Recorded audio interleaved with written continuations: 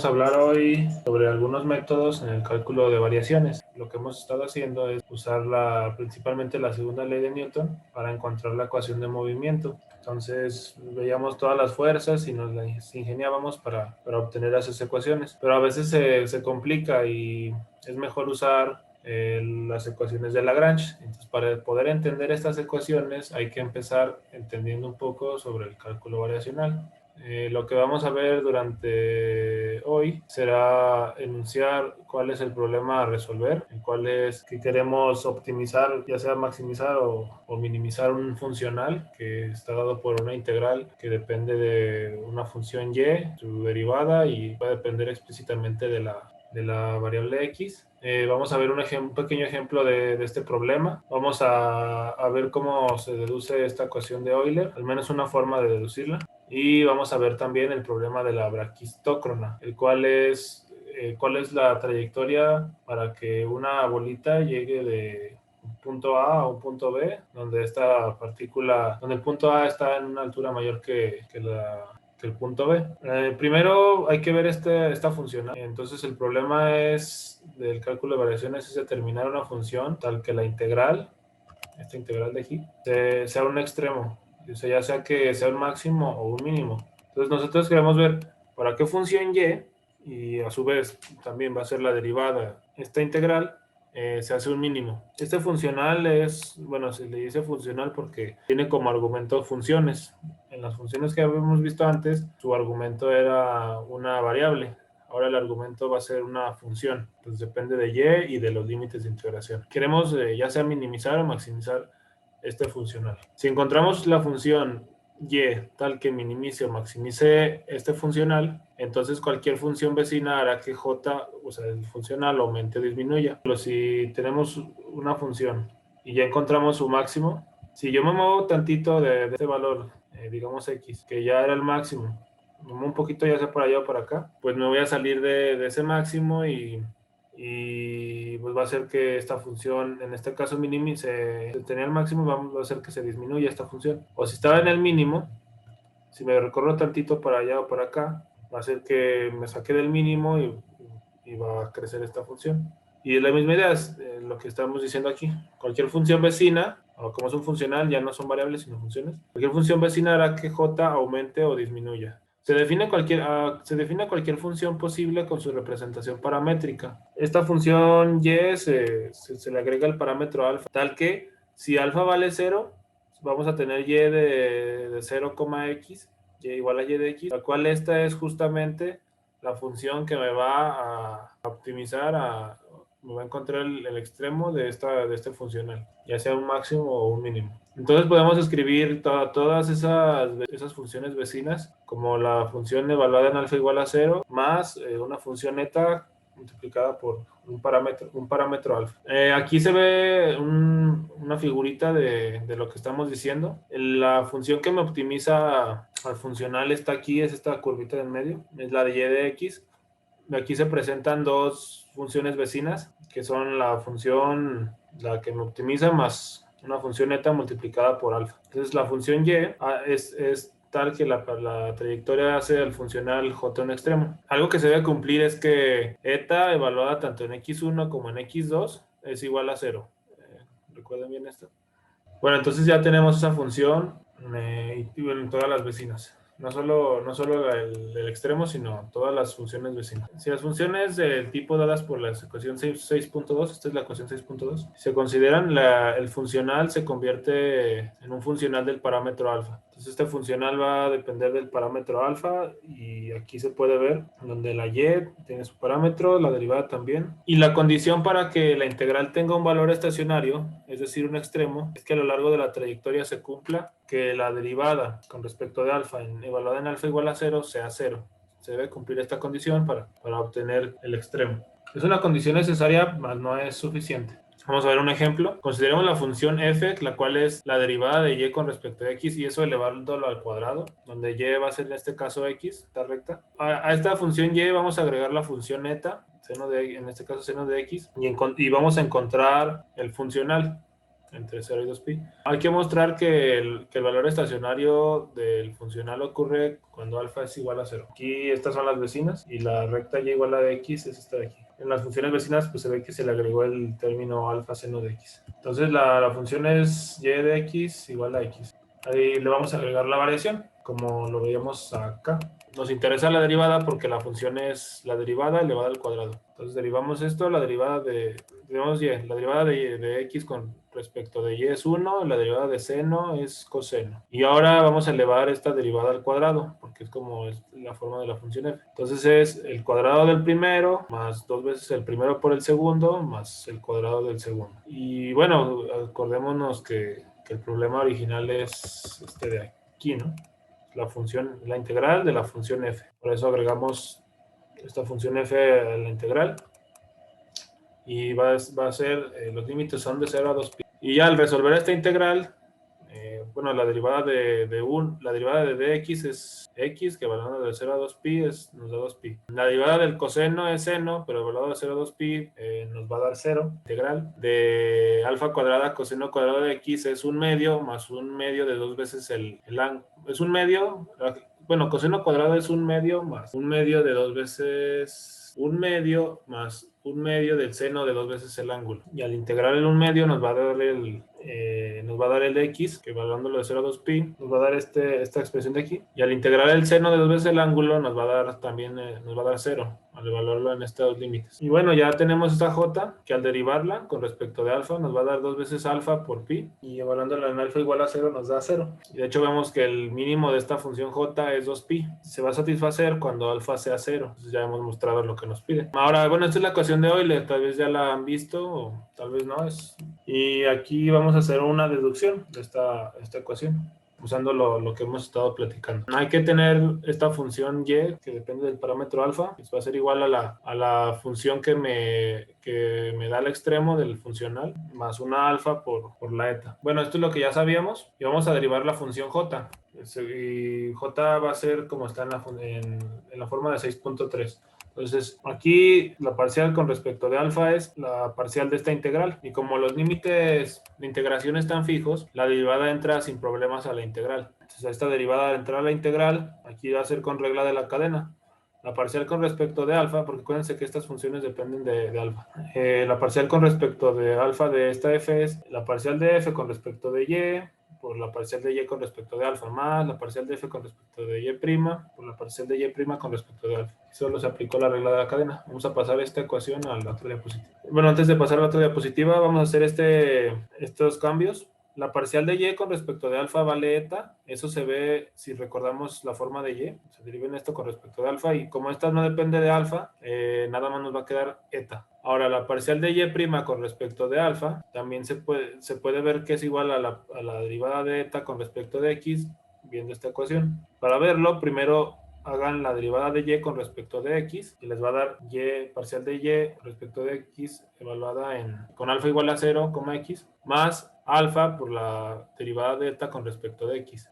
Y luego eso que tienen, ahora lo derivan con respecto de alfa, y por eso nada más les queda como esta no depende de alfa, nada más les va a quedar la derivada de eta con respecto de x. Y esto que acabamos de sacar, estas dos, las vamos a sustituir en esta relación, en esta ecuación. Y bueno, ya después de hacer la sustitución, se tiene lo que se ve en esta diapositiva. Y este término se puede resolver por partes. U va a ser la parcial de f con respecto de y', db va a ser la parcial de eta con respecto de x. Entonces v es eta, entonces se hace la parcial de f con respecto de y' es la u por la v, donde la v es eta, y evaluada de x1 a x2. La integral de v, aquí está v, por la derivada, aquí está la derivada de u. Y el término que ya se integró, o sea, este de aquí, todo esto de aquí vale 0, porque acuérdense que habíamos dicho que eta evaluado en x2 es igual a eta evaluado en x1, que es igual a 0. Lo dijimos acá. Lo habíamos dicho aquí.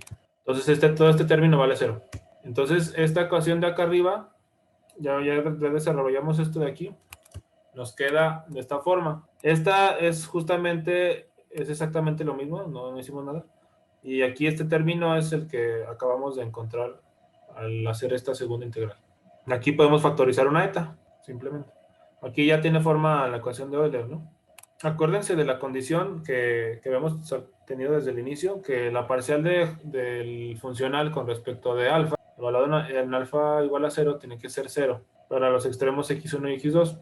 Entonces, toda esta integral tiene que valer 0, o sea, ya 6.17 forzosamente es 0. Esta integral tiene que dar 0, entonces o esto que está en el paréntesis vale 0, o la eta es la que vale 0. Como esta eta es cualquier función, una función arbitraria, entonces lo que tiene que valer 0 es lo que está en el paréntesis, que de hecho es lo que aparece en la ecuación de Euler.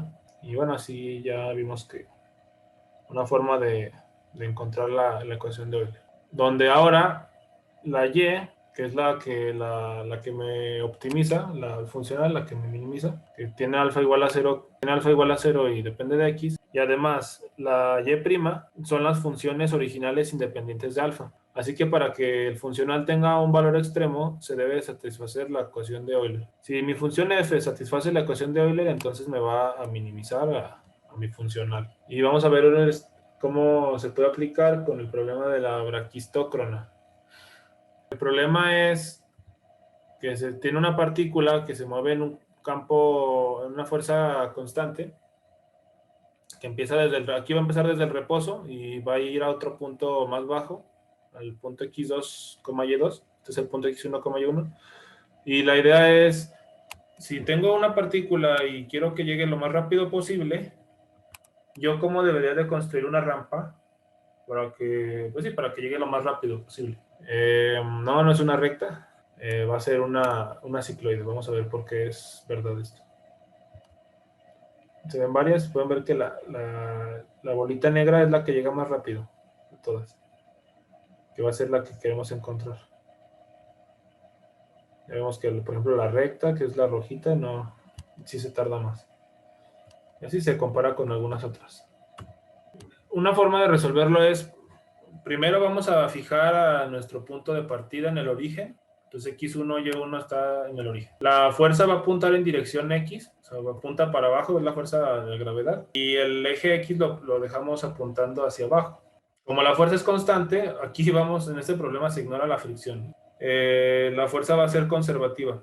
Entonces la energía va a ser constante. Vamos a fijar el potencial cuando x valga 0, el potencial va a valer 0. Y como la energía cinética, o sea, es 0, empieza desde el reposo, entonces la energía va a ser 0 durante toda la trayectoria. La cinética más la potencial, 0. La cinética es un medio de la masa por la velocidad al cuadrado y la energía es menos la integral de f punto de L, ¿no? Y al hacer esa integral, como la fuerza vale mg, entonces tenemos que es menos mg. Viendo esta relación, podemos simplemente pasamos esta u al otro lado, entonces tenemos que la cinética es igual a menos la potencial. Cinética igual a menos despejando la velocidad, nos queda que es la raíz de 2gx. Y el tiempo necesario para que la partícula vaya del origen hasta x2, y2 está dado por esta relación. Esto se puede ver que es verdad pensando en que un pequeño desplazamiento de S es igual a la velocidad por un diferencial de t. Entonces aquí teníamos la v de t, imagínense acá la v de t. Entonces la pasamos dividiendo, integramos de ambos lados, la integral de dt es t, y aquí la integral va a ser desde el punto inicial hasta el punto final. ds es un pequeño desplazamiento, que en coordenadas cartesianas es un diferencial de x al cuadrado más un diferencial de y al cuadrado a un medio, pensando, digamos, en Pitágoras. Y la velocidad es la que habíamos dicho que es raíz de 2gx a la un medio, bueno, la raíz. La posición inicial es 0, la posición final es x2. Es 0 porque dijimos que vamos a empezar en el origen. Y aquí, para ver que esto es verdad, se factorizó un dx al cuadrado y ese dx al cuadrado se saca de la raíz y queda aquí. Y para poderlo factorizar, entonces aquí tenemos que dividir entre dy, que nos queda la derivada de y al cuadrado.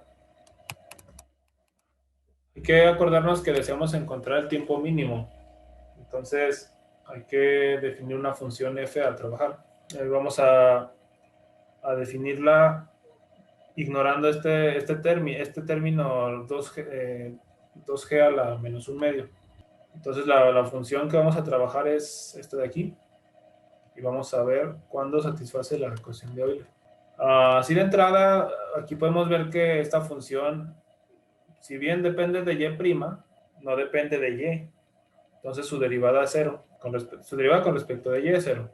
Entonces nada nos queda este lado, nos queda esta expresión de aquí, que esto dio cero, y nos queda que la derivada con respecto a x de la parcial con respecto de y' es cero. Y esto quiere decir que es constante durante la caída. Aquí podemos ver que no me importa en qué posición de x estés, entonces la parcial de f con respecto de y' es una constante. ¿Cuál constante? Aquí, por conveniencia, si quieren de forma pues, mañosa, se escoge que esa constante es 2a a la menos un medio. Vamos a ver por qué conviene escribirla de esa forma. Ahora hay que hacer esa derivada con respecto de y'. Vamos a derivar f. Entonces este un medio pasa abajo, entonces esto lo pasamos igualito, 1 más y' al cuadrado entre x, un medio menos 1 es menos un medio, 1 entre x, hay que ponerlo porque está dividiendo esta y', y como estamos haciendo la derivada con respecto a y', pues 2 baja, nos queda 2y'. Vamos a elevar al cuadrado esta expresión de aquí. Al elevarlo al cuadrado, como este 2 se va con este 2, nos queda, después de elevar al cuadrado nos queda la menos 1, y' nos queda y' al cuadrado, x nos queda x al cuadrado. Y aquí nada más esto lo vamos a voltear, está la menos 1, entonces x pasa arriba, que pasa por arriba, se va con una x, como está x al cuadrado, nomás nos queda un x abajo, y esta y' es esta misma de aquí, y pues ya, bueno, 1 más y' al cuadrado está aquí abajo. Como tenemos que la parcial de f con respecto de y' es igual a esta constante, a toda esta constante, entonces al elevar al cuadrado, que es lo que estamos haciendo, elevamos esta 2a a la menos 1 al cuadrado, nos queda 1 entre 2a. Tenemos esta relación. Vamos a ver que si es cierto esto, que teniendo esta información podemos concluir que y es esta integral. Vamos a ver si es cierto. Esto lo podemos pasar, está dividiendo, puedo pasar multiplicando al otro lado. Esto, como tenemos este paréntesis, nada más se desarrolla. Aquí nada más se multiplica. Ahora esta y' está de este lado, la pasamos restando al otro lado. Y aparte, además de eso, la factorizamos. Entonces nos queda así. X entre 2a es lo que tenemos aquí. Vamos a despejar la y' al cuadrado, lo que tenemos acá.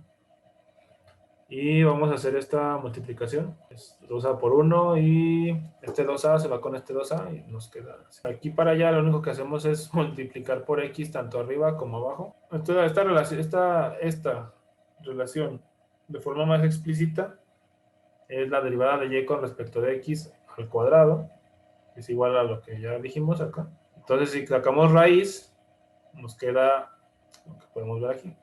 Nomás sacamos raíz cuadrada en ambos lados. Y ahora esta ecuación es de variables separables, pasa multiplicando. La integral de dy es igual a la integral de x de x entre todo este denominador, que es lo que estábamos viendo. Ahora, ¿cómo vamos a hacer esa integral? Aquí se sale así, usando este cambio de variable. Como no es trivial ese cambio, pero bueno, se los propongo este cambio de variable. Y aquí nada más vamos a sustituir, como viene aquí. X es a por 1 menos coseno del ángulo por el de x. De igual forma, esta x la vamos a sustituir como lo viene en este cambio de variable. Ya después de sustituir, aquí nada más factorizamos la cuadrada y acá también se factoriza la cuadrada y además se saca de la raíz. Y este 2 multiplica todo este paréntesis y aquí se desarrolla el cuadrado, ya considerando el signo. Y 1 menos coseno cuadrado del ángulo es el seno cuadrado. Y al sacar la raíz, pues nomás nos da el seno. Y luego este seno se va con este seno. Entonces ya nos da que es la a por 1 menos coseno del ángulo. Al hacer esa integral, nos da que la y es, bueno, la integral de teta es teta y la integral de coseno es seno. Entonces la forma más general de y es que es a por teta menos seno de teta más una constante. Para este problema esta constante vale 0 porque estamos partiendo desde el origen. Y bueno, ya tenemos la ecuación para y la ecuación para x es la que se proponía en el cambio de variable. Ya tenemos ecuaciones paramétricas tanto para x como para y, las cuales me van a dar a definir la curva que me optimiza el tiempo de caída desde el punto A hasta el punto B. Si buscamos por ahí en algún libro de matemáticas, podemos ver que estas ecuaciones paramétricas son las que me definen una cicloide. La cicloide se construye de esta forma y de hecho esta trayectoria es la que va a hacer que mi partícula caiga lo más rápido posible, desde un punto A hasta un punto B. Y de hecho la constante que habíamos definido va a ser el radio de este círculo. Y bueno, es todo lo que quería comentarles.